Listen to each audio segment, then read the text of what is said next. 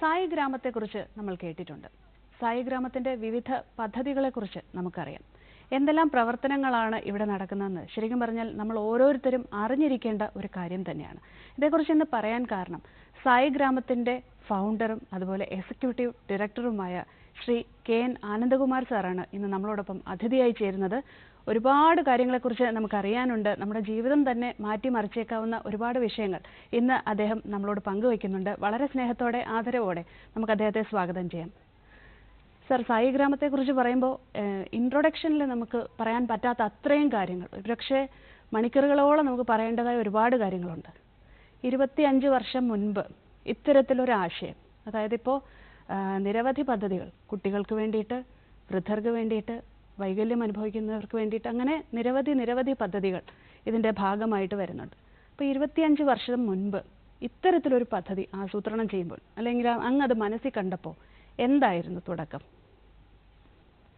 യഥാർത്ഥത്തിൽ അതിൻ്റെ തുടക്കം എന്ന് പറയുന്നത് എൻ്റെ അമ്മയിൽ നിന്നാണ്. 9 വയസ്സുള്ളപ്പോൾ അമ്മ പറഞ്ഞു പഠിപ്പിച്ചത്, നിന്റെ മുമ്പിൽ ആര് നിന്ന് വന്ന് കരഞ്ഞാലും നിനക്ക് കരയാൻ സാധിക്കണം. ഈ ഒരു വിത്താണ് വളർന്ന് വടവൃക്ഷമായത്, യാതൊരു സംശയവുമില്ല. പിന്നെ അത് ഭഗവാൻ ബാബയായിട്ടുള്ള ഒരു അടുപ്പവും അനുഭവവും എല്ലാമായപ്പോൾ അത് കൂടുതലായിട്ട് ജ്വലിച്ചു എന്നുള്ളതാണ് സത്യം. അതിനുശേഷം ഈ ഒരു പദ്ധതി മുന്നോട്ട് വരുന്ന സമയത്ത് ഇപ്പോൾ അബ്ദുൽ കലാം സാർ പോലും പറഞ്ഞത്, ഇന്ത്യയിലെന്നല്ല ലോകത്തിൽ തന്നെ ഇത്തരത്തിലൊരു പ്രോജക്റ്റ് അല്ലെങ്കിൽ ഇത്തരം വിപുലമായിട്ട് ജനങ്ങളിലേക്ക് എത്തുന്നതിൽ എടുത്തു പറയേണ്ട ഒരു കാര്യം, ഒരു രീതിയിലുള്ള ഗ്രാൻഡോ ഫണ്ടോ ഒന്നും ഗവൺമെന്റിൽ നിന്നും സ്വീകരിക്കാതെ ഉള്ളൊരു പദ്ധതി അല്ലെങ്കിൽ ആ രീതിയിൽ വിഭാവനം ചെയ്തിരിക്കുകയാണ്. അത് ടിൽ ഡേറ്റ് അങ്ങനെ തന്നെ പോവുകയാണ്. അപ്പോൾ എന്തൊക്കെയായിരുന്നു അങ്ങയുടെ മനസ്സിലുണ്ടായിരുന്നത്? അല്ല, ഒന്ന് ആദ്യം ഇതിൻ്റെ ആയുഷ്കാല ചെയർമാൻ ജസ്റ്റിസ് ചന്ദ്രശേഖര മേനോനായിരുന്നു. അദ്ദേഹം എൻ്റെ അങ്കിളും കൂടിയാണ്. ഞങ്ങൾ രണ്ടുപേരും കൂടിയാണ് ഈ സ്ഥാപനം തുടങ്ങുന്നത്. അദ്ദേഹം ഇപ്പോൾ ജീവിച്ചിരിക്കുന്നില്ല. അപ്പോൾ ആദ്യത്തെ ബോർഡ് മീറ്റിങ്ങിൽ തന്നെ ഈ ജസ്റ്റിസ് ചന്ദ്രശേഖര മേനോൻ എന്ന് പറയുന്നത് ജയപ്രകാശ് നാരായണൻ്റെ ശിഷ്യനും കൂടിയാണ്. ഒരുപാട് പ്രിൻസിപ്പലുള്ള ആ രീതിയിലുള്ള ജഡ്ജിമാരൊക്കെ എനിക്ക് തോന്നണില്ല ഈ കാലഘട്ടത്തിലുണ്ടോ എന്ന് ചിന്തിക്കേണ്ടിയിരിക്കുന്നു. അപ്പോൾ ആദ്യത്തെ മീറ്റിങ്ങിൽ തീരുമാനിച്ചൊരു കാര്യം, ഗവൺമെൻറ്റിൻ്റെ 1 രൂപയും മേടിക്കരുത് എന്നുള്ളതാണ്. അത് അദ്ദേഹം അവതരിപ്പിച്ച ആശയം. സത്യസായി ബാബയും അങ്ങനെയാണ്. സത്യസായി ബാബയും എല്ലാം അങ്ങോട്ട് കൊടുക്കാറാണ് പതിവ്. സത്യസായി ബാബ 41 ലക്ഷം ആളുകൾക്ക് വെള്ളം കൊടുത്തിട്ട് സത്യസായി ബാബ അതിൻ്റെ കീ ഇന്ത്യയുടെ അന്നത്തെ പ്രസിഡന്റിനെ ഏൽപ്പിക്കുകയാണ് ചെയ്തത്. അപ്പോൾ സത്യസായി ബാബയാണെങ്കിലും കൊടുത്തു മാത്രമേ പരിചയമുള്ളൂ. പിന്നെ തീർച്ചയായിട്ടും അതേ പള്ളിക്കൂടത്തിലാണല്ലോ ഞങ്ങളൊക്കെ പഠിച്ചത്. സത്യസായി ബാബയുടെ അടിസ്ഥാനമായിട്ട് എല്ലാ കാര്യങ്ങളും ഉൾക്കൊണ്ടുകൊണ്ടാണ് ഈ ട്രസ്റ്റ് തുടങ്ങിയത്. ഈ ട്രസ്റ്റ് തുടങ്ങുമ്പോൾ ഞാൻ എപ്പോഴും പറയും, നമ്മൾ ഈ സമൂഹത്തിൽ നിന്ന് വിദ്യ, ധനം, പിന്നെ പദവി, എല്ലാം ഒത്തിരി കാര്യങ്ങൾ ഈ സമൂഹത്തിൽ നിന്ന് എടുക്കുന്നുണ്ട്. ഇത് സമൂഹത്തിന് തിരിച്ചു കൊടുക്കാൻ നമ്മൾ ബാധ്യസ്ഥരാണ് എന്ന് സത്യസായി ബാബ ഞങ്ങളെയൊക്കെ പഠിപ്പിച്ചു. അതിൻ്റെ അടിസ്ഥാനത്തിലാണ് ഈ ട്രസ്റ്റ് തുടങ്ങിയത് തന്നെ. 1996 ആരംഭിച്ചു. ഇപ്പം ഈ കഴിഞ്ഞ 2-3 ദിവസത്തിന് മുമ്പ് ഇന്ത്യയുടെ ഉപരാഷ്ട്രപതി അതിൻ്റെ രജത ജൂബിലി ഉദ്ഘാടനം ചെയ്ത് പ്രസംഗിച്ചു. അപ്പം അതേക്കുറിച്ച് പറയുമ്പോൾ തന്നെ ഇതിൻ്റെ ഒരു തുടക്കത്തിൽ അങ്ങ് അനുഭവിച്ച ഒരുപാട് പ്രതിസന്ധികളെ കുറിച്ച് പറഞ്ഞിട്ടുണ്ടായിരുന്നു. ഇപ്പോൾ വളരെ രസകരമായിട്ട് എനിക്ക് തോന്നിയത്, പെരുവഴിയിൽ തറക്കല്ലിട്ടു ഈ സായി ഗ്രാമത്തിന് വേണ്ടിയിട്ടെന്ന് പറഞ്ഞു. അതുപോലെ തന്നെ മറ്റു പല പ്രതിസന്ധികളും ഇതിനകത്തുണ്ടായിരുന്നു. ഇപ്പോൾ ബാബു പോൾ സാറിനെ തന്നെ ഇതിൻ്റെ ഒരു ആനിമേറ്റഡ് വേർഷൻ കാണിക്കാൻ ചെന്നപ്പം അദ്ദേഹം പറഞ്ഞ കാര്യങ്ങൾ ഉൾപ്പെടെ എനിക്ക് തോന്നുന്നു അത് പ്രേക്ഷകരുമായിട്ടൊന്ന് പങ്കുവയ്ക്കാൻ തോന്നുന്നു. ബാബു പോൾ സാർ ഞങ്ങളുടെ അഡ്വൈസറി ചെയർമാനായിരുന്നു ഒരുപാട്. അദ്ദേഹത്തിൻ്റെ മരണം വരെ ഞങ്ങളുടെ കൂടെ ഉണ്ടായിരുന്നു. മാത്രമല്ല ഞങ്ങളുടെ സായി മഹിമ എന്ന് പറഞ്ഞൊരു മുഖപത്രമുണ്ട്, എല്ലാ മാസവും ഇറങ്ങുന്ന. അതിൽ എഡിറ്റോറിയൽ എഴുതിയ അവസാനം വരെ അദ്ദേഹമാണ് എഴുതിയത്. അപ്പോൾ ഈ ഒരു ആശയമായിട്ട് ബാബു പോൾ സാറിനെ ആദ്യം തന്നെ ഞാനൊരു ക്രിസ്മസ് ഫംഗ്ഷന്, നമ്മൾ കൗടിയാർ ഗാർഡൻസിൽ ഒരു 1200 രൂപ വാടക കെട്ടിടത്തിൽ 5 കുട്ടികളെയും കൊണ്ട് തുടങ്ങിയ പ്രസ്ഥാനമാണ്. അപ്പോൾ ആ സമയത്ത് ബാബു പോൾ സാറിനെ ക്രിസ്മസ് ആഘോഷത്തിന് ക്ഷണിച്ചു.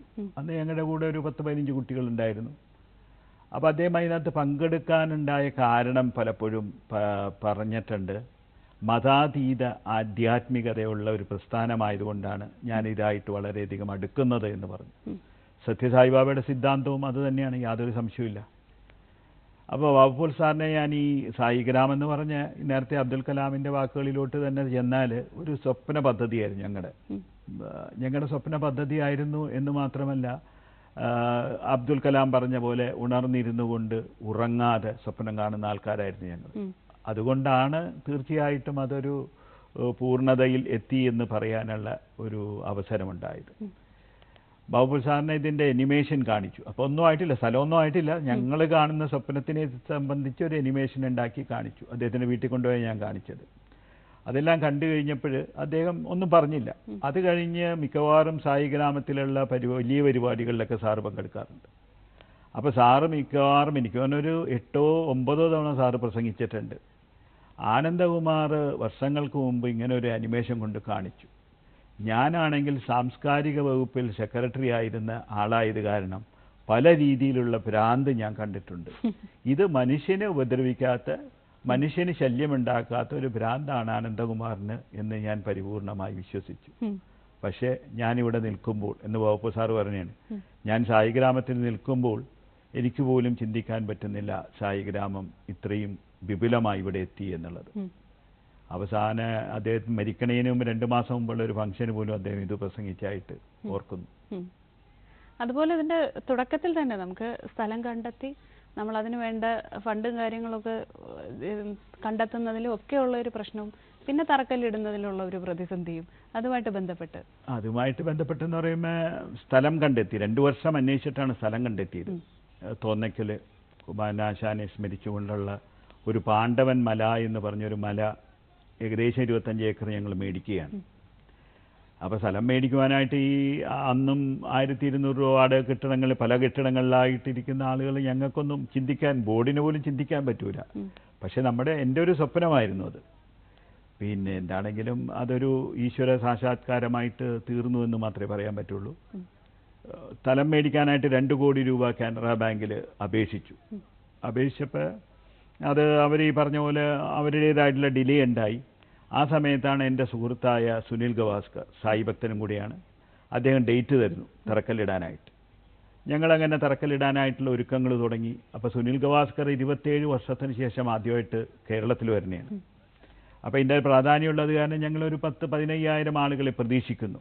വളരെ റിമോട്ടായിട്ടുള്ള ഏരിയയാണ് സായിഗ്രാമം. അന്നത്തെ സായിഗ്രാമം എന്ന് പറയുന്നത് നമ്മൾ പറയുമ്പോൾ ഇതൊരു സീറോ ലാൻഡായിരുന്നു. ഒരു സാധാരണ രീതിയിൽ എന്താണ് പറഞ്ഞത്, തെരുവിലുള്ള തെരുവുനായ്ക്കൾ പോലും കയറി കിടക്കാത്തൊരു സ്ഥലമായിരുന്നു സത്യം പറഞ്ഞാൽ സായിഗ്രാമം. അപ്പോൾ നമ്മൾ ലോൺ വൈകി ഡേറ്റ് പ്രകാരം നടത്തണം. അപ്പോൾ ഇതിൻ്റെ സ്ഥലത്തിൻ്റെ ഉടമസ്ഥരെടുക്കാൻ ഞാൻ പോയി പറഞ്ഞു, ഒരു പന്തലിടണം, വൈകുന്നേരം അഴിച്ചു മാറ്റിക്കോളാം, ഒരു 10-15,000 ആളുകൾ വരുന്നു എന്ന് പറഞ്ഞപ്പോൾ അവർ പറഞ്ഞു അത് പറ്റൂല സാറേ, സാറ് സ്വപ്നം കണ്ടതിലൊന്നും തെറ്റൊന്നുമില്ല, പക്ഷെ ഇത് നടക്കില്ല സാറേ.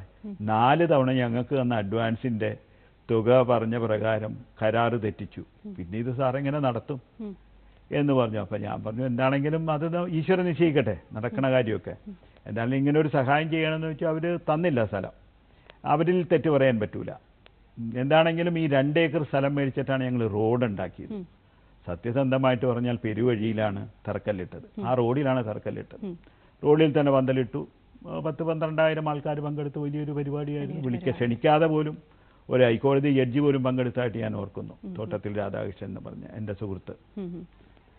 അപ്പം അങ്ങനെ അത് നടന്നു. അതിന് ശേഷമാണെങ്കിലും ഒരുപാട് പ്രതിസന്ധികൾ. അതിനെക്കുറിച്ച് ഞാൻ ഒറ്റ വാക്ക് പറയുമ്പോൾ അന്നത്തെ DGP ലോ ആൻഡ് ഓർഡർ ആയിരുന്ന ബാലസുബ്രഹ്മണ്യം സ്വാമി എന്ന് പറയുന്ന അദ്ദേഹം സായിഗ്രാമത്തിലൊരു പരിപാടിക്ക് വന്നു. ഇതെല്ലാം കാണിച്ചു കഴിഞ്ഞിട്ട് അദ്ദേഹം മോളിൽ ഇങ്ങനെ ഏതോ ഒരു പ്രൊജക്റ്റ് കണ്ടുകൊണ്ടിരിക്കുമ്പോൾ എൻ്റെ അടുക്ക ചോദിച്ചു, Anandakumar how much you suffered, ആദ്യത്തെ സെൻറ്റൻസ്. അപ്പം ഞാൻ ചോദിച്ചു എന്താ സാർ അങ്ങനെ ചോദിക്കുന്നത്? I know this is Kerala. അപ്പം ഈ 2 സെൻറ്റൻസിൽ ഞാനെല്ലാം അവതരിപ്പിക്കുന്നു. ഒരുപാട് സഫർ ചെയ്ത് സാർ പറഞ്ഞതുപോലെ ആദ്യം സ്ഥലം കണ്ടപ്പോൾ ഈ പറഞ്ഞതുപോലെ ആരുമില്ലാത്തൊരു തരിശ് ഭൂമി പോലെ കിടന്നു. പക്ഷേ ഇപ്പോഴത്തെ ഒരു സാഹചര്യം വെച്ച് നോക്കുകയാണെങ്കിൽ എല്ലാം ഒന്നിനും പുറത്തേക്ക് പോകേണ്ടാത്തൊരു അവസ്ഥയിൽ എല്ലാ രീതിയിലും ഒരു സ്വയം പര്യാപ്തമായിട്ടുള്ള ഒരു ഗ്രാമം എന്നുള്ള നിലയിലാണ് ഇപ്പോൾ പ്രവർത്തിക്കുന്നത്. അവിടുത്തെ വിവിധ പദ്ധതികൾ എന്തൊക്കെയാണ്? 63ഓളം പ്രോജക്ട്സ് അവിടെ മാത്രമായിട്ട് നടക്കുന്നുണ്ട്, 140ഓളം അല്ലാതെ. ഏറ്റവും സമുന്നതമായിട്ട് പറയുമ്പോൾ ഇതൊരു ഗ്രാമസ്വരാജിലൂടെ സഞ്ചരിക്കുന്നതാണ്. സത്യസന്ധമായിട്ട് പറഞ്ഞാൽ സായിഗ്രാമത്തിൻ്റെ ഓരോ ഇഞ്ചും വളരെ എഫർട്ട് എടുത്ത് പ്ലാൻ ചെയ്തതാണ്. അല്ലാണ്ട് എന്തെങ്കിലുമൊക്കെ തട്ടിക്കൂട്ടിയൊന്നുമല്ല. Each and every inch is well planned എന്ന് ഞങ്ങൾ അഭിമാനപൂർവ്വം പറയും. ഇന്നും അതിലൊരു മാറ്റമില്ല. അപ്പോൾ അവിടെ ഒരു ക്യാൻറ്റീൻ ഉണ്ട്, സായി നാരായണല എന്നാണ് ക്യാൻറ്റീൻ്റെ പേര്.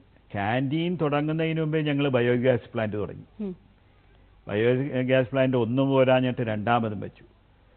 ക്യാൻറ്റീനിൽ സായിഗ്രാമത്തിൽ ആര് വന്നാലും അവരുടെ ID കാണിച്ചാൽ സൗജന്യമായിട്ട് താമസിക്കാം, ആര് വന്നാലും ഭക്ഷണം കൊടുക്കും, ആര് വന്നാലും വിദ്യാഭ്യാസം സൗജന്യമാണ്, ആർക്കും വൈദ്യം സഹായമാണ്. അവിടെ ബാബയുടെ വാക്കുകളാണ്, വിദ്യയും വൈദ്യവും വെള്ളവും ഒന്നും കച്ചവടം ചെയ്തെന്ന് ബാബ പഠിപ്പിച്ചു. അതിൻ്റെ അടിസ്ഥാനത്തിൽ ഇപ്പോൾ വിദ്യാഭ്യാസം എന്ന് പറയുന്നത് മോണ്ടസോറി തുടങ്ങി IAS അക്കാഡമി വരെയുണ്ട്. 6 വിദ്യാഭ്യാസ സ്ഥാപനങ്ങളുണ്ട്. ഇതിലൊന്നും കാഷ് കൗണ്ടറില്ല. ജയകുമാർ സാറാണ് IAS അക്കാഡമിയുടെ ചെയർമാൻ. സാറും പലവണ ചോദിച്ചു, അനന്തകുമാർ ഇത് ഇത് നടത്തും, ഇത് നമ്മളെല്ലാം നടത്തണത്, ഈശ്വരനാണ് നടത്തുന്നത്, അത് തന്നെ സംശയമില്ല എന്നുള്ള രീതി. ഒരു പരിപൂർണമായിട്ടുള്ള ഒരു വിശ്വാസമൊന്ന്, പിന്നെ നമ്മളൊക്കെ പഠിച്ച അല്ലെങ്കിൽ നമ്മളെ പഠിപ്പിച്ച ആ പ്രിൻസിപ്പിൾ, അത് നമ്മൾ എന്ത് സംഭവിച്ചാലും അതിനൊരു കോട്ടം തട്ടാതെ നമ്മൾ കൊണ്ടുപോകുക എന്നുള്ള ചെറിയ കാര്യമല്ല. സത്യം പറയുക എന്നുള്ളത് ചെറിയ കാര്യമൊന്നുമില്ല, പക്ഷെ സത്യം അനുസരിക്കുക എന്നുള്ളത് അതിലും കുറച്ചും കൂടെ കഠിനമായിട്ടുള്ള കാര്യമാണ്. ഇതിലൊന്നും ഒരു കോംപ്രമൈസ് ഉണ്ടായിട്ടില്ല. സത്യസായി ബാബ പഠിപ്പിച്ചത് ഇതെല്ലാം സൗജന്യമായിട്ട് കൊടുക്കണം. നമ്മൾ ഇന്നും അതെ. ഞങ്ങൾക്ക് ഒരുപക്ഷെ കോടികൾ കടമുണ്ട്. 150 കോടി രൂപയുടെ അസറ്റുകൾ ട്രസ്റ്റിനുണ്ടെങ്കിലും അതുപോലെ ലയബിലിറ്റീസും ഉണ്ടല്ല. അതുപോലെയല്ല, ഞങ്ങൾക്ക് ക്യാഷ് ലയബിലിറ്റീസ് ഉണ്ട്. പക്ഷേ എങ്കിലും ഇന്നും ഇതിൽ നിന്നും ഒരു അണു മാറ്റം ചെയ്യാനായിട്ട് ഞങ്ങൾ തയ്യാറല്ല എന്നുള്ളതാണ് പരമാസത്യം. അപ്പോൾ ആദ്യത്തെ പ്രോജക്റ്റിനെ കുറിച്ച്, സായുജ്യം പദ്ധതി, അത് വൃദ്ധജനങ്ങൾക്ക് വേണ്ടിയിട്ടുള്ള ഒരു പുനരധിവാസം എന്ന് പറയുന്ന രീതിയിലുള്ള ഒരു പദ്ധതിയായിരുന്നു. അപ്പോൾ ആ ഒരു പദ്ധതി ആരംഭിക്കാൻ തന്നെ ഒരു കാരണമുണ്ടായിരുന്നു. അത് ആ ഒരു ഇൻസിഡന്റ് നമുക്ക് പറയാം. സായി ട്രസ്റ്റിൻ്റെ ഇപ്പം 140ഓളം പദ്ധതികൾ, സത്യസായി ഓർഫനേജ് ട്രസ്റ്റ് കേരള എന്നാണ് പാരന്റൽ ഓർഗനൈസേഷൻ്റെ പേര്. 140-ലധികം പദ്ധതികൾ കേരളത്തിലുണ്ട്. ഓരോ പദ്ധതികൾക്കും ഓരോ സന്ദർഭങ്ങളുണ്ടാകുന്നുണ്ട്. അതാണ് ഏറ്റവും വലിയ അതിശയമായിട്ട് ഞാൻ തിരിഞ്ഞു പുറകോട്ട് നോക്കുമ്പോൾ തോന്നുന്നത്. ഈ സായുജ്യം വൃദ്ധസദനം എനിക്ക് തോന്നുന്ന ഒരു വർഷങ്ങൾക്ക് മുമ്പ് ഇവിടെ തിരുവനന്തപുരത്ത് ജനറൽ ആശുപത്രിയിൽ ഒരു വൃദ്ധൻ തുണിയില്ലാതെ കിടക്കുന്ന ഒരു മാതൃഭൂമിയിൽ ഒരു പടം വന്നു. അത് വലിയൊരു ഇഷ്യൂയായി. നിയമസഭ നിർത്തിവെച്ചിട്ട് ചർച്ച ഉണ്ടായതായിട്ടാണ് എൻ്റെ അറിവ്. എന്തായാലും നമ്മൾ അതിലോട്ടൊന്നും കിടക്കുന്നില്ല. ഇത് കണ്ട ഉടനെ എന്താണെങ്കിലും ജനറൽ ആശുപത്രി 9-ാം വാർഡിൽ നിന്ന് 9 പേര് എടുക്കണം എന്നുള്ളൊരു തീരുമാനം. ഈശ്വരൻ്റെ അനുഗ്രഹം കൊണ്ട് 24 മണിക്കൂറിനകം മലയൻകീഴ് ഞങ്ങളൊരു വീട് വാടകയ്ക്കെടുത്ത് ഈ സംഭവം അറിഞ്ഞ് പിറ്റേ ദിവസം 24 മണിക്കൂറിനകം ഞങ്ങൾ 9 പേരെ ഞങ്ങളുടെ ആംബുലൻസിൽ മലയൻകീഴ് വൃദ്ധസദനത്തിൽ കൊണ്ടാക്കി സായുജ്യം എന്ന പേരിൽ ഒരു വൃദ്ധസദനം ആരംഭിച്ചു. ആ സായുജ്യം വൃദ്ധസദനമാണ് സായി ഗ്രാമത്തിലെ ആദ്യത്തെ സ്ഥാപനം. അത് SP ബാലസുബ്രഹ്മണ്യമാണ് ഉദ്ഘാടനം ചെയ്തത്. അശ്വതി തിരുനാൾ തമ്പുരാട്ടി ഞങ്ങളുടെ രക്ഷാധികാരിയാണ്, അവരാണ് അധ്യക്ഷം വഹിച്ചത്. അത് ഉദ്ഘാടനം ചെയ്തപ്പോൾ മറ്റൊരു സംഭവം കൂടെ ഉണ്ടായി. ഞങ്ങളൊരു കണ്ണൂർ കല്ലിക്കണ്ടിയിൽ സ്ഫോടനത്തിൽ പരിക്ക് പറ്റിയ ഒരു പൂർണ്ണചന്ദ്രൻ്റെ കഥ എല്ലാവരും കേട്ട് കാണിക്കും. ഒരു അമാവാസി ആയിരുന്നു അന്ന്. അമാവാസിയാണ് അന്ന് പ്രാർത്ഥന പാടിയത്.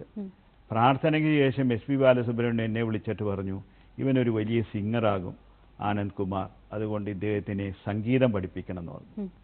ഞങ്ങൾ സംഗീതം കോളേജിൽ വിട്ടു, സംഗീതം പഠിപ്പിച്ചു.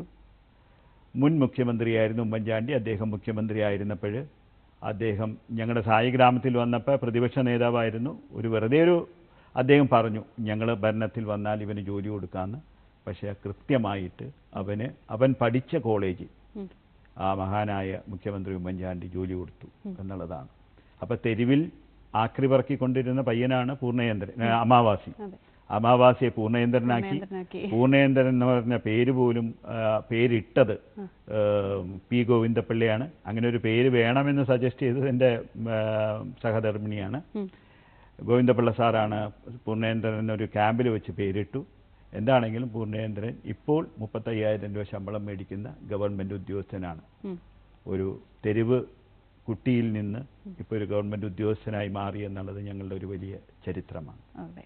ഇപ്പോൾ സഹധർമ്മിണിയെക്കുറിച്ച് പറഞ്ഞപ്പോഴാണ് രാജാ രവിവർമ്മ എന്ന മഹാനായ ഏത് രീതിയിലാണ് അദ്ദേഹത്തെ വിശേഷിപ്പിക്കേണ്ടതെന്ന് എനിക്കറിയില്ല, ചിത്രകാരൻ എന്നുള്ള രീതിയിലോ അല്ലെങ്കിൽ ഏത് രീതി, അദ്ദേഹത്തിൻ്റെ ചെറുമകളാണ് ഭാര്യയായിട്ട് വന്നിരിക്കുന്നത്. അപ്പോൾ ആ ഒരു എങ്ങനെയായിരുന്നു? കാരണം മട്ടാഞ്ചേരിയിലാണ് കുട്ടിക്കാലം മുഴുവൻ കഴിച്ചു വിട്ടത്. അത് കഴിഞ്ഞ് തിരുവനന്തപുരത്തേക്ക് വരാനുണ്ടായ ഒരു സാഹചര്യമാണ് ഇതുമായിട്ട് നമുക്ക് കണക്ട് ചെയ്യാൻ പറ്റുന്നത്. അതേക്കുറിച്ചും കൂടെ നമുക്കൊന്ന് പറയാം. അതെ, ഞാൻ ജനിച്ചത് മട്ടാഞ്ചേരിയിലാണ്, കൂവപ്പാടം എന്ന് പറയുന്ന ഒരു സ്ഥലത്താണ്. മട്ടാഞ്ചേരിയിലെ TD ഹൈസ്കൂൾ, തിരുമല ദേവസ്വം ഹൈസ്കൂളിലാണ് വിദ്യാഭ്യാസം. കൊച്ചിൻ കോളേജിലാണ് പ്രീ ഡിഗ്രി പഠിച്ചത്. പിന്നെ അത് കഴിഞ്ഞിട്ട് ഡിഗ്രി പഠിച്ചത് എറണാകുളത്താണ്. വിവാഹശേഷമാണ് ഇവിടെ വന്ന് സെറ്റിൽ ചെയ്തത്. വിവാഹം രാജാ രവിവർമ്മയുടെ ഗ്രേറ്റ് ഗ്രാൻഡ് ഡോട്ടറായിട്ടുള്ള വിനിത എന്ന് പറഞ്ഞാണ്. അവരും ചിത്രകാരിയാണ്. ലോകമെമ്പാടും പലതലത്തും എക്സിബിഷൻ വച്ചിട്ടുണ്ട് അവർ, പെയിൻറ്റിങ്. ആ വിവാഹത്തിന് ശേഷമാണ് യഥാർത്ഥത്തിൽ ഞാൻ തിരുവനന്തപുരത്തേക്ക് കുടിയേറി പാർക്കുന്നത്. പിന്നെ 3 പെൺകുട്ടികളാണ്. മൂത്തത് ട്വിൻസ്, അവരെ ഒന്ന് ഐശ്വര്യ സായുജ്യ, ഒരാൾ ചെന്നൈയിൽ സെറ്റിൽ ചെയ്തു, ഒരാൾ ബാംഗ്ലൂർ സെറ്റിൽ ചെയ്തു. ഇളയ മോള് നാഷണൽ ലോ സ്കൂളിൽ നിന്ന് LLB പാസ്സായി. 1 വർഷം കൂഞ്ഞ് എന്ന് പറഞ്ഞൊരു NGOയിൽ വർക്ക് ചെയ്തു. നേരത്തെ തന്നെ അവൾ തീരുമാനിച്ചിരുന്നു, അവളുടെ ക്ലാസ്സിൽ പഠിക്കുന്ന കുട്ടികളെല്ലാം ക്യാമ്പസ് റിക്രൂട്ട്മെൻറ്റിന് പോയപ്പോൾ, ക്യാമ്പസ് സെലക്ഷന് പോയപ്പോൾ ഇവൾ പോയില്ല. കാരണം അവൾ മനസ്സുകൊണ്ട് തന്നെ തീരുമാനിച്ചത് സായി ഗ്രാമത്തിനും നമ്മുടെ കൂടെയൊക്കെ വർക്ക് ചെയ്യണം എന്നുള്ളൊരു തീരുമാനം ഉണ്ടായിരുന്നു. സാധാരണ നാഷണൽ ലോയിൽ പഠിച്ചിറങ്ങുന്ന കുട്ടികൾക്ക് മാസശമ്പളം 2 ലക്ഷം രൂപയാണ്.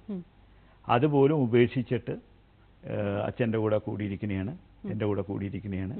ശമ്പളമില്ലാത്ത ജോലിയാണ്. അപ്പോൾ ഞാൻ പറഞ്ഞു, നിന്നെ അമ്മ എത്ര വേണമെങ്കിൽ പഠിപ്പിക്കും, പക്ഷേ സ്വാഭാവികമായിട്ടും ഇതിൻ്റെ അകത്ത് നിന്ന് നമുക്ക് സാലറി ഒന്നും ഞാനും എടുക്കുന്നില്ല, അങ്ങനെ ആർക്കും കൊടുക്കാനായിട്ടുള്ള വകുപ്പില്ല.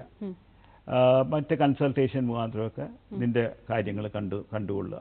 വളരെ സന്തോഷമായിട്ട് കുടുംബവും അതിനോടൊപ്പം തന്നെ പ്രവർത്തിച്ചുകൊണ്ടിരിക്കുന്നു. തീർച്ചയായിട്ടും. ഇപ്പോൾ സായി ഗ്രാമത്തിലെ മറ്റൊരു പ്രവർത്തനം എന്ന് പറയുമ്പോൾ ഡയാലിസിസ് യൂണിറ്റിനെ കുറിച്ച്, അത് പറയാതിരിക്കാൻ നിവൃത്തിയില്ല. കാരണം യുണൈറ്റഡ് നേഷൻസും അതുപോലെ വേൾഡ് ഹെൽത്ത് ഓർഗനൈസേഷനും ഒക്കെ അങ്ങേ ക്ഷണിച്ചിരിക്കുകയാണ് ഇതിൻ്റെ ഒരു പഠനത്തെക്കുറിച്ച് അല്ലെങ്കിൽ റിസർച്ചിനെ കുറിച്ച്. എങ്ങനെയാണിത് നടപ്പിലാക്കുന്നത്, അതും ഫ്രീ ആയിട്ട്. അതാണ് എടുത്തു പറയേണ്ട ഒരു കാര്യം. 1 രൂപ പോലും വാങ്ങിക്കാതെ ഇത്രയധികം ആൾക്കാർക്ക് വേണ്ടി ഡയാലിസിസ് ചെയ്തു കൊടുക്കുന്നു. അപ്പോൾ ആ ഒരു അനുഭവത്തെക്കുറിച്ചൊന്ന് പറയാമോ? അതൊരു 14 വർഷത്തിന് മുമ്പ്, അതും 2005 എൻ്റെ ഓർമ്മ. അന്നത്തെ രാഷ്ട്രപതി അബ്ദുൽ കലാമാണ് ഉദ്ഘാടനം ചെയ്തത്. അദ്ദേഹം തന്നെ പറഞ്ഞു, എനിക്ക് വിശ്വസിക്കാൻ പറ്റുന്നില്ല 1 രൂപ മേടിക്കാതെ ഡയാലിസിസ്. ഞാൻ പറഞ്ഞു, സാറിന് ആശുപത്രി വന്ന് കാണാം. അന്ന് അതൊരു വലിയ യാത്രയായിരുന്നു, എല്ലാമതെ ഒരു കഠിനമായ യാത്രയായിരുന്നു. എൻ്റെ ഒരു കൂട്ടുകാരൻ അഫ്ര എന്ന് പറഞ്ഞ്, കൊച്ചിയിലുള്ള കൂട്ടുകാരൻ രോഗം ബാധിച്ചു കിടപ്പിലായി. അങ്ങനെ അയാളെ പോയി കണ്ടിട്ടാണ് ഇതിനെക്കുറിച്ച് കൂടുതൽ പഠിക്കുന്നത്. എന്താണെങ്കിലും അന്ന് അഫ്രയുടെ അടുത്ത് ഞാൻ പറഞ്ഞു, നമുക്കൊരു സൗജന്യ ഡയാലിസിസ് സെൻ്റർ തുടങ്ങണം എന്ന് പറഞ്ഞു. അപ്പോൾ അഫ്ര പറഞ്ഞു, രാഷ്ട്രപതിയൊക്കെ സംസാരിക്കുന്ന കാര്യം അനന്തകുമാർ സംസാരിക്കില്ല, അന്ന് നടക്കുന്ന കാര്യമല്ല എന്ന് പറഞ്ഞു. എന്താണെങ്കിലും ആരംഭിച്ചത് മെഷീൻ വാടകയ്ക്കെടുത്ത്, പിന്നെ ലക്ഷ്മി ആശുപത്രി ഞങ്ങൾക്ക് കുറച്ച് സ്ഥലം, അതിനാവശ്യമുള്ള സ്ഥലമെല്ലാം ഫ്രീ ആയിട്ട് തന്നു, സൗകര്യം ഏർപ്പെടുത്തി തന്നു. അവിടെ നിന്ന് ആരംഭിച്ച ഒരു ഡയാലിസിസ് സെൻറ്റർ യഥാർത്ഥത്തിൽ വളർന്ന് പന്തലിച്ചു. എനിക്ക് തോന്നുന്നത് ഞങ്ങൾ തിരുവനന്തപുരത്ത് ഇന്ത്യ ഹോസ്പിറ്റലിലാണ് അന്ന് തുടങ്ങിയത്. അത് ഉദ്ഘാടനം ചെയ്യാൻ വന്നത് ഭാട്ടിയ എന്ന് പറഞ്ഞൊരു ഗവർണറായിരുന്നു. ഗവർണർ ഉദ്ഘാടനത്തിന് സായി ഗ്രാമത്തിൽ വരുമ്പോൾ തന്നെ അദ്ദേഹം 1 ലക്ഷം രൂപയുടെ ചെക്കും കൊണ്ടാണ് വന്നത്. അത് ഞങ്ങളെ വളരെയധികം അതിശയിപ്പിച്ചു. എന്താണെങ്കിലും ഇന്നിപ്പോൾ ഏകദേശം 7ഓളം ഡയാലിസിസ് സെൻറ്റർ കേരള ഗവൺമെൻറ്റിൻ്റെ ജില്ലാ ആശുപത്രികളിൽ ഞങ്ങളും കൂടെ സഹകരിച്ചിട്ടാണ് നടക്കുന്നത്. ഡയാലിസിസ് സെൻറ്റർ സ്ഥാപിച്ചത് ഞങ്ങളാണ്. 7ഓളം ജില്ലാ ആശുപത്രികൾ, കൂടാതെ നിരവധി ആശുപത്രികൾ നടത്തുന്നുണ്ട്. എന്താണെങ്കിലും കഴിഞ്ഞ ഏകദേശം മാർച്ച് ഏപ്രിൽ ആയപ്പോൾ 4 ലക്ഷം ഡയാലിസിസ് പൂർത്തീകരിച്ചു. അപ്പോൾ ഇതെങ്ങനെയോ അറിഞ്ഞിട്ടാണ് WHO-യും UN-ഉം ഒക്കെ ഞങ്ങളായിട്ട് ബന്ധപ്പെട്ടു. അപ്പോൾ അവർ ഇപ്പോൾ അടുത്ത മാസം ക്ഷണിച്ചിരിക്കുന്നതാണ് ഡൽഹിയിലേക്ക്. അതിൻ്റെ കാരണം എന്താണെന്ന് വെച്ച് കഴിഞ്ഞാൽ, we want to implement in other countries. മറ്റ് രാജ്യങ്ങളിൽ ഇത് ഇംപ്ലിമെൻ്റ് ചെയ്യണം. നമ്മളെങ്ങനെ ഇത് സക്സസ്ഫുൾ ആക്കി, ഈ പ്രൊജക്റ്റ് എങ്ങനെ സക്സീഡ് ചെയ്തു, അതിൻ്റെ വിശദ വിവരങ്ങൾ വേണം, ഞങ്ങൾക്ക് വേണ്ട അഡ്വൈസ് വേണം എന്നും പറഞ്ഞുകൊണ്ടാണ് അവർ ക്ഷണിച്ചിരിക്കുന്നത്. എന്താണെങ്കിലും അതൊരു ലോക ചരിത്രത്തിലെ ലോക റെക്കോർഡായിട്ട് മാറിക്കഴിഞ്ഞു. അതും ഇതുപോലെ ഒരുപാട് പ്രയാസങ്ങൾ, ഒരു 2 മെഷീൻ വാടകയ്ക്ക് എടുത്ത് തുടങ്ങിയ ഞങ്ങൾ ഇന്ന് ഞങ്ങൾക്ക് ഏകദേശം 40-ലധികം മെഷീൻസ് ഉണ്ട്. ഒരു മെഷീൻ 6 ലക്ഷത്തിലധികം രൂപ വില വരും. അത് കേരളത്തിന്റെ പല സ്ഥലങ്ങളിലാണോ? അതെ അതെ, ജില്ലാ ആശുപത്രി എന്ന് പറയുമ്പോൾ പാലക്കാടാണ് ആദ്യം ആരംഭിച്ചത്. ഒരു പക്ഷേ ഇന്ത്യയിൽ ആദ്യമായിട്ട് ഒരു NGOയും ഒരു ആരോഗ്യ മന്ത്രാലയവും കൂടി ഒരുമിച്ച്, അതായത് കേരളത്തിൻ്റെ ഹെൽത്ത് ഡിപ്പാർട്ട്മെൻറ്റും ഒരു NGOയും കൂടെ ഒരുമിച്ച് തുടങ്ങിയത് പാലക്കാട് ജില്ലാ ആശുപത്രിയിലാണ്. പാലക്കാട് ജില്ലാ ആശുപത്രിയിൽ തുടങ്ങിയിട്ട് ഏകദേശം ഇപ്പോൾ 9 വർഷം കഴിഞ്ഞു. ആ ഒരു ആശുപത്രി തുടങ്ങിയപ്പോൾ ഇന്ത്യയിൽ ആദ്യമായിട്ടാണ് ഒരു NGOയും ഒരു ഹെൽത്ത് ഡിപ്പാർട്ട്മെൻറ്റും കൂടെ ഒന്നിച്ച് യോജിച്ചുകൊണ്ട് ഒരു പരിപാടി തുടങ്ങുന്നത്. എന്താണെങ്കിലും പാലക്കാട് ജില്ലാ ആശുപത്രി, കോട്ടയം ജില്ലാ ആശുപത്രി, ഇടുക്കി ജില്ലാ ആശുപത്രി, ഹരിപ്പാട് ആശുപത്രി, അട്ടപ്പാടിയിൽ, പിന്നെ അങ്ങനെ ഏകദേശം 6 ജില്ലാ ആശുപത്രി തുടങ്ങി. ഇവിടെ എല്ലായിടത്തും ക്യാഷ് കൗണ്ടർ വയ്ക്കാൻ പാടില്ല എന്നാണ് ഞങ്ങളുടെ നിർദ്ദേശം. അതേസമയം ഗവൺമെൻറ് നടത്തുന്ന മെഡിക്കൽ കോളേജിലും മറ്റ് ജില്ലാ ആശുപത്രികളിലും എല്ലാം പണം മേടിക്കുന്നത് എന്നുള്ളത് മറ്റൊരു വ്യത്യസ്തമായ സംഭവമാണ്. ഇപ്പോൾ മെഡിക്കൽ കോളേജിൽ പോയാൽ പോലും 300 രൂപ അടച്ചാലേ ഡയാലിസിസ് കിട്ടുള്ളൂ. ഇപ്പം ഏറ്റവും പുതുതായിട്ട് നമ്മുടെ ആറ്റിങ്ങൽ ഞങ്ങൾ 1.25 കോടി രൂപയുടെ കെട്ടിടം പണിത് ഡയാലിസിസ് സെൻ്റർ ആരംഭിച്ചു. സാധാരണ രീതിയിൽ ഒരു കെട്ടിടം സത്യസായി ബ്ലോക്ക് എന്നൊക്കെ പറഞ്ഞ് തുടങ്ങാൻ ഗവൺമെൻറ് അനുവദിക്കില്ല. പക്ഷെ ഇവിടുത്തെ നമ്മുടെ ആരോഗ്യമന്ത്രി വളരെ വളരെ സിൻസിയറായിട്ട് എല്ലാ കാര്യങ്ങളും ഇടപെടുന്ന ആരോഗ്യമന്ത്രി ഞങ്ങളുടെ അടുത്ത് പറഞ്ഞിട്ടുണ്ട്, കേരളത്തിൽ ഏത് ആശുപത്രിയിൽ വേണമെങ്കിലും അനന്തകുമാറെ നിങ്ങൾ കെട്ടിടം പണിതോളൂ, ഡയാലിസിസ് സെൻ്റർ തുടങ്ങിക്കോളൂ, ഞാൻ പരിപൂർണ അനുമതി തന്നിരിക്കുന്നു എന്ന് പറഞ്ഞു. അത്രയും മഹത്തായ ഒരു മനസ്സുള്ള ആരോഗ്യമന്ത്രി ആണ് ഉദ്ഘാടനം ചെയ്തത്. അപ്പോൾ ആറ്റിങ്ങൽ ഗവൺമെൻറ് ആശുപത്രിയിലും കൂടെ തുടങ്ങി. അപ്പോൾ 6 ഗവൺമെൻറ് ആശുപത്രികളിൽ ഞങ്ങൾ നടക്കുന്നുണ്ട്. കൂടാതെ മറ്റ് ആശുപത്രികൾ, പ്രൈവറ്റ് ആശുപത്രികളിൽ ഞങ്ങൾ നടത്തുന്നുണ്ട്. ഇപ്പോൾ ഗവൺമെൻറ്റുമായിട്ട് ചേർന്ന് തന്നെ സംയുക്തമായിട്ട് അട്ടപ്പാടിയിൽ ആദിവാസി മേഖലകളിൽ അവരുടെ ഒരു മെൻ്റൽ ഹെൽത്തിന് വേണ്ടിയിട്ടും കുറേ പ്രോജക്ട്സ് ചെയ്യുന്നുണ്ട്. എങ്കിൽ ആ മേഖലയിൽ എന്തൊക്കെയാണ് ചെയ്യുന്നത്? അട്ടപ്പാടിയിൽ പ്രവർത്തനം തുടങ്ങിയിട്ട് ഏകദേശം 10 വർഷമായി. ഈ 10 വർഷത്തിൻ്റെ ഇടയിൽ ഞങ്ങൾ ആദ്യം അവിടെ തുടങ്ങിയത് ഒരു കമ്പ്യൂട്ടർ സെൻ്ററാണ്. ആദിവാസികളെ കമ്പ്യൂട്ടർ പഠിപ്പിക്കുക. അതൊരു 10 വർഷം കഴിഞ്ഞു എന്ന് തോന്നുന്നുണ്ട്.